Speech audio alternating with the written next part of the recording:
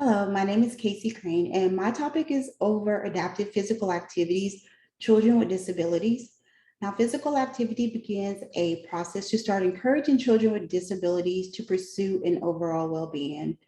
Unfortunately, children living with disabilities are not offered the same opportunities to participate regularly in physical activities. The reason I chose this topic is adaptive physical activity remains a present issue today.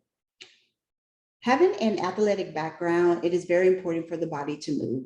Without regular activity, children with disabilities can become sedentary, increasing a risk for secondary health issues. Also, I will be going into special education teaching, and knowing that I will be working with children of different or various abilities and disabilities, it is important to advocate to offer them equal opportunities, inclusion, and participation. That way they can also have developmental growth.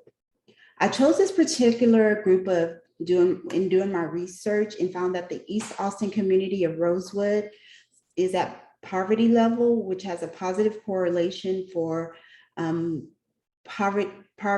born in poverty and having a disability. In my research, I also found that the recreation facilities in the Rosewood area do not offer any adaptive physical sport programs.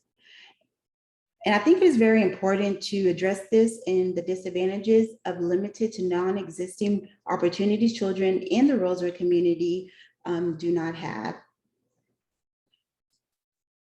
Children living with disabilities are at disadvantages to enhance their social, growth, motor skills, their confidence, and improve overall quality of life.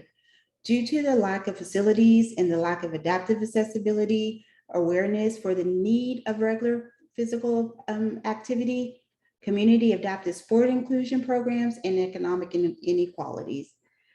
And how to address this and solve this is to bring in awareness to a less served community about how to access resources and give them a better understanding of the many health benefits to physical activity.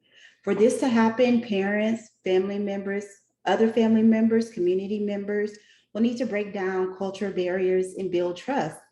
This will allow for the disabled children living in the Rosewood community to gain the necessary resources to increase their physical activity. How will integrate exercise sports science into this topic or to create an awareness is how exercise can build self-confidence. It is very important. It also brings motivation when you're able to accomplish something. And children living with disabilities, that will allow them to gain self-independence.